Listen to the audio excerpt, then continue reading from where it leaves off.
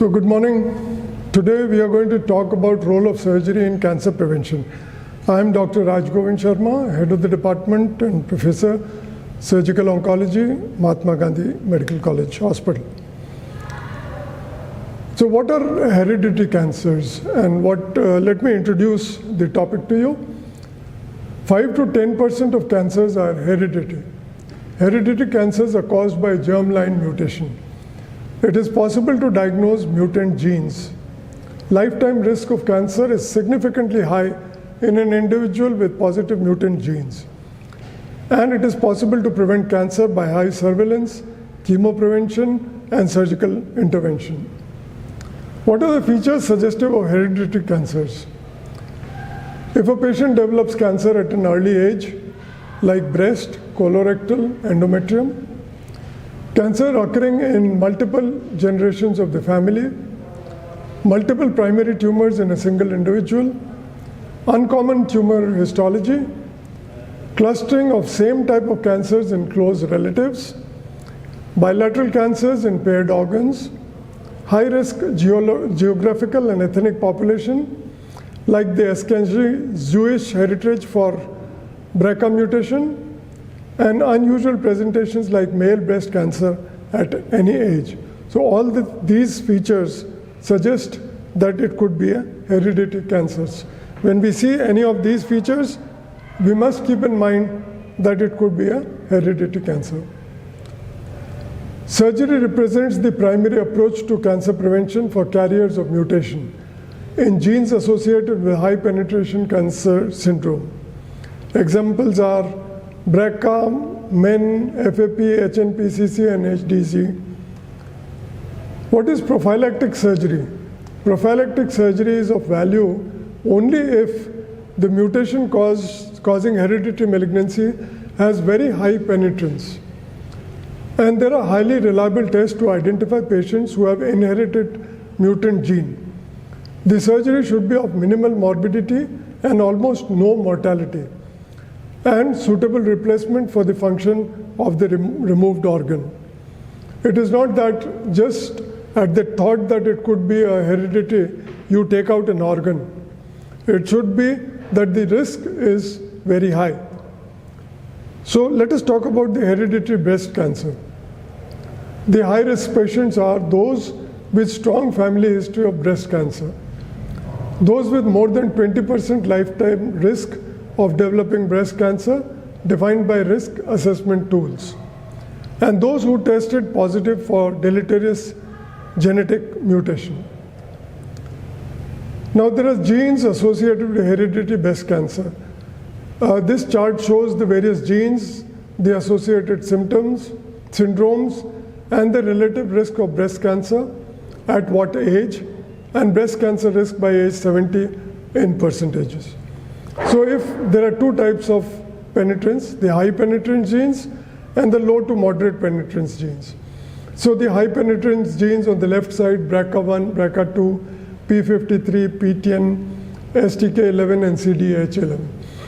The syndromes associated with BRCA1 are hereditary breast and ovarian cancer syndrome, where the relative risk is about 17 at the age of 20 to 29, 32 risk 40 to 49 age, and 14 at the age of 60 to 69.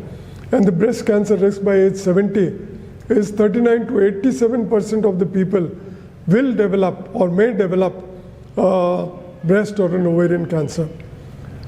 BRCA2 is hereditary breast and ovarian cancer syndrome. The relative risk for breast cancer will be 19 by the age 20-29, 10 by the age 40-49, and 11 at the age 60 to 69.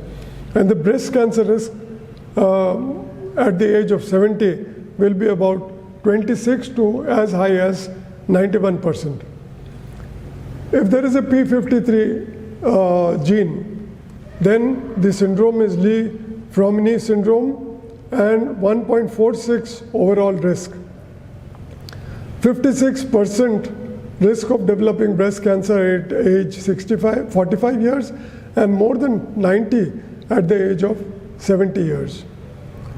Similarly, all this chart shows the various syndromes and the relative risk. There are various models which have been developed to tell us what are the associated features and what are the risks. Like the Gale model, age of the person, age at menarche, age at first live birth, breast biopsies, AH is atypical hyperplasia, and family history of first degree relative with cancer. The other models are the Klaus model, the BRCA-PRO model, the Tyrer model, and the Bodixia model. And various other factors have been associated with these models. So breast cancer risk assessment tools, what you need to know. The Gale models, the first line shows, the first column shows the model, which is the Gale model. What is the intended use? It is used to assess eligibility for chemoprevention in women more than 35 years. What are the criteria considered? Reproductive history, history of breast biopsies, first degree relative with breast cancer. What are the results? Estimates the 5-year and the lifetime risk for invasive breast cancer. There are certain limitations to this Gale model. What are the limitations? Can overestimate the risk in patients with previous biopsies and atypical hyperplasia, and results and family history.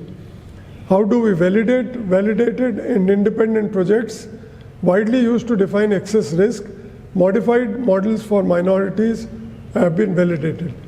And how to access this is the website, http://www.cancer.gov. And these are the various, how we can assess the access to these Gale models. And the other models are available. Now BRCA1 and 2. The EMBRACE study was the largest prospective study to estimate the risk of breast, ovary, and contralateral breast cancer in BRCA1-2 mutation carriers. So in BRCA1, breast was 60%, ovary 59%, and contralateral breast cancer 83% by the age of 70 years. In the BRCA2 mutation, the breast 55%, ovary 16.5%, and contralateral breast cancer 62%. Factors suggestive of BRCA1 or BRCA2 mutation. The non-Ashkenazi Jewish women, 2 first-degree relatives with breast cancer, 1 diagnosed less than 50 years, 3 or more first or second-degree relatives with breast cancer at any age, breast and ovarian cancer amongst first and second-degree relatives, first-degree relative with bilateral breast cancer in a male relative, 2 or more first or second-degree relatives with ovarian cancer, and those with the first-degree relative with breast or ovarian cancer, and 2 second-degree relatives with breast or ovarian cancer. Following genetic assessment, 3 groups of patients emerge. The first group consists of those women who have undergone genetic testing and have been found to harbor a mutated gene associated with the high penetrance for breast cancer. Possibility of developing breast cancer in this group may be as high as 90%. There is a role for enhanced surveillance or prophylactic surgery in this group. The second group consists of women with strong family history suggestive of hereditary breast cancer who test negative for either the BRCA1-2 mutation or other described syndromes. Possibility of malignancy is higher than average risk for that particular woman. May or may not require enhanced surveillance with MRI and require risk assessment tools to calculate risk of development of malignancy. And the third group consists of women with a strong family history of breast cancer who, for various reasons, have chosen not to undergo genetic testing. These individuals may have other health-related problems, psychological concerns, or cost issues. Women in the second and the third group may still qualify for prophylactic surgery. Thank you.